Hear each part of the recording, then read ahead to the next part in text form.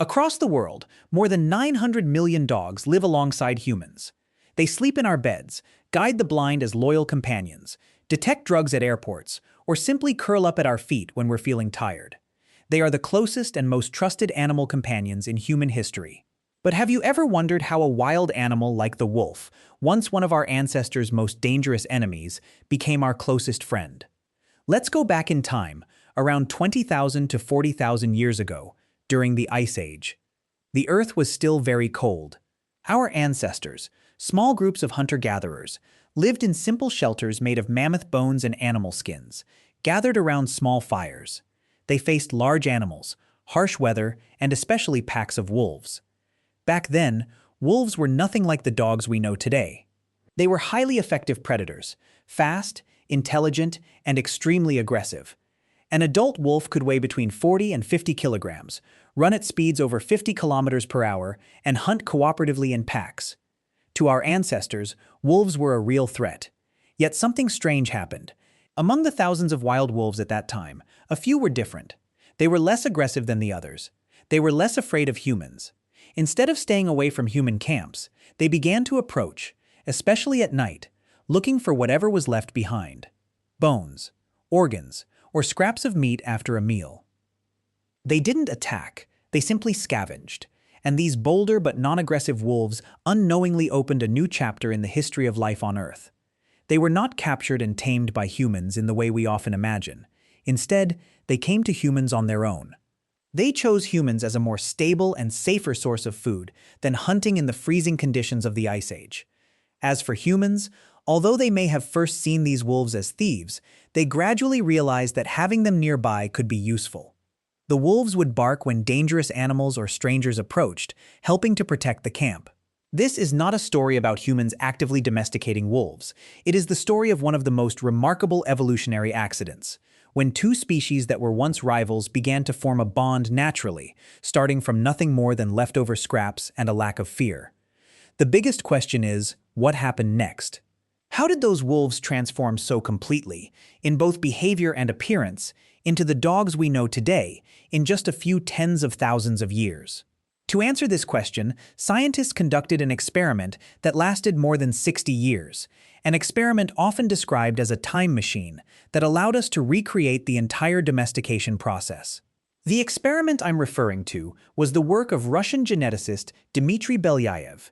In 1959, he began a study in Siberia using an animal biologically close to dogs, the silver fox. Belyaev's original goal was not to study dogs. He wanted to answer a simple but difficult question: if we only select for friendly behavior, how quickly can a wild animal change? He started with more than 100 silver foxes from fur farms. Each fox was tested for how fearful or aggressive it was when approached by humans. Then, he only allowed the least fearful and least aggressive foxes to breed. The others were not used for reproduction. What made this experiment special was that Belyaev didn't select the foxes based on appearance, size, or reproductive ability. He selected them based on one single trait: tameness, how comfortable and non-aggressive they were around humans.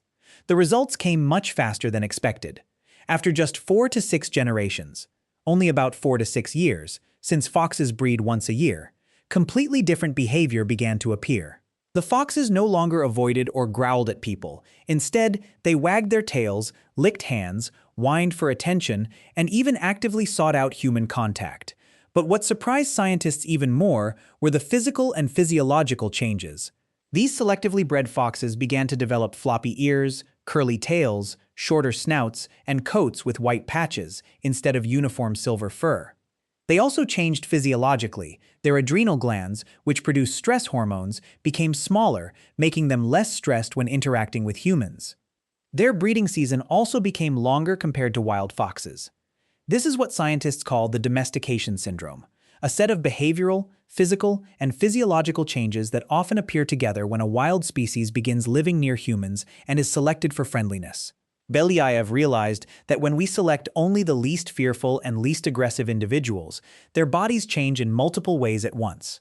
It's not because humans deliberately wanted to change their ears or tails, but because these traits are deeply connected to the nervous system and hormones that control behavior. This experiment has now run for more than 60 years and is still ongoing. After more than 40 generations, the selected foxes have become so comfortable with humans that they can be kept as pets, while wild foxes of the same species remain fearful and avoidant. This is the key to understanding the story of dogs. What happened in Belyaev's farm over just a few decades may have also happened to wolves in nature tens of thousands of years ago, only much more slowly. During the Ice Age, the wolves that were less aggressive, less afraid of humans, and willing to approach camps for leftover food had a better chance of surviving and reproducing. Their offspring inherited this less fearful trait. Over many generations, friendly characteristics gradually became more common in the population. This is the process of self-domestication. Wolves were not captured and trained by humans according to our will. Instead, they changed themselves to fit a life alongside humans. But how do scientists know this isn't just a theory? How can we prove that dogs actually went through this process? The answer lies in two of the strongest sources of evidence: genetics and archaeology. To prove that self-domestication was more than just a hypothesis, scientists have found clear traces, both inside the bodies of dogs and in the ground where our ancestors once lived. The first evidence comes from genetics. When scientists compared the DNA of dogs with that of wolves, they found an interesting difference related to digestion. Dogs are much better at digesting starch, the type of carbohydrate found in grains, rice, and bread, than wolves are. This is because, while living alongside humans, especially after people began farming and producing grain-based food waste, dogs that could digest starch more efficiently were healthier and reproduced more successfully. Over many generations, the genes responsible for breaking down starch became significantly more common in dogs. This is clear evidence that dogs adapted to a human diet rather than remaining strict carnivores like their wolf ancestors. The second piece of evidence is even more striking because it relates to the emotional bond between humans and dogs. In 2015, a team of Japanese scientists published a study in the journal Science, one of the world's most respected scientific journals. They had humans and dogs gaze into each other's eyes for a few minutes, then measured levels of a hormone called oxytocin in both. The results were remarkable. When dogs and their owners looked into each other's eyes, oxytocin levels rose significantly in both. Oxytocin is the hormone responsible for creating feelings of bonding, trust, and affection, the same hormone released when a mother looks at her child. Interestingly, when scientists ran the same test with wolves, they saw almost no strong oxytocin response. This suggests that the ability to form a bond through eye contact is not something wolves naturally have. It developed during the process of dogs living alongside humans. There's another small but fascinating detail. Dogs are capable of making puppy dog eyes, the expression we often see when a dog tilts its head and looks at us with big, round, slightly sad eyes. Scientists discovered that dogs have a specific facial muscle that is more developed than in wolves. This muscle allows them to raise their inner eyebrows, creating an expression similar to a child pleading for something. This expression makes humans feel sympathy and want to care for them. It's not a learned behavior, it's the result of evolution. Dogs that could make this expression more effectively were favored by humans and had better chances of reproducing. However, the most powerful emotional evidence doesn't come from the laboratory, but from an ancient grave discovered in Germany. In this grave, researchers found the skeleton of a puppy buried together with two humans. What's especially significant is that further examination revealed the puppy had suffered from a serious illness, likely a severe infection. Despite this, it had been cared for and survived the illness before eventually dying. The fact that a sick puppy was carefully buried with humans shows that the relationship had gone far beyond simple practical benefits, like warning of danger or helping with hunting. It had become a genuine bond, one in which humans were willing to care for an animal in its time of weakness. All of this evidence, from the ability to digest starch, the oxytocin response during eye contact, the facial muscles that create expressive eyes, to the care given to a sick puppy, points to one conclusion. Self-domestication didn't just change wolf behavior. It also changed how their bodies and brains worked, allowing them to thrive alongside humans. And once this relationship became so deep, both sides began to benefit. But they also faced unexpected consequences. For humans, dogs provided far more than help with hunting or protection. They made people feel safer in wild environments. They assisted with herding livestock, pulling sleds, and later took on more complex roles such as search and rescue, drug detection, and supporting people with disabilities. But perhaps their most important contribution has been emotional. Dogs became companions that help reduce stress, combat loneliness, and even support mental health treatment. For the dogs themselves, living with humans also brought advantages. They received a stable food supply and no longer had to face the dangers of hunting or starvation like their wolf ancestors. They were protected from harsh weather and received care when injured or sick. Many dogs today live longer and healthier lives than wild wolves of the same species. However, this relationship also has a downside that we cannot ignore. For thousands of years, humans continued to select dogs for different purposes. At first, selection was based on working ability: herding dogs, hunting dogs, sled dogs. But in the last 200 years, especially since the rise of dog shows and breed standards, humans began selecting dogs primarily based on appearance. As a result, many modern dog breeds now have physical traits that their ancestors never possessed. Some breeds were bred to have extremely short muzzles and flat faces, causing them serious breathing difficulties. Others were selected for very long bodies or unusually short legs, leading to spinal and joint problems.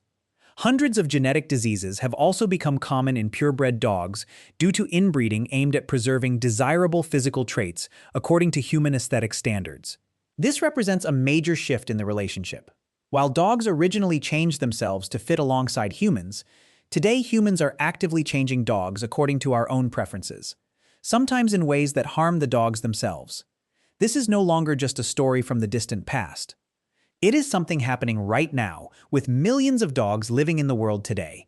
And now that we understand more about the origins of this relationship and what we are doing with it in the present, the final question we need to ask is, in which direction should we continue this relationship? The story of how dogs came to be is not just about one animal species. It is the story of how two former rivals could form a bond almost by chance and then gradually change each other over tens of thousands of years. We often assume that humans actively domesticated dogs. But the evidence suggests that it was the less aggressive wolves that approached humans first, and that human presence gradually changed them. This was a process that no one deliberately designed in advance. It emerged from adaptation and small, repeated choices across many generations. Today, as we gain the power to deeply intervene in dogs' genetics and physical appearance, the story has become more complicated. This is something our ancestors probably never imagined. I believe the most beautiful part of the human-dog relationship is not that we shape dogs according to our own image, but that we learn to respect the bond that formed naturally so long ago.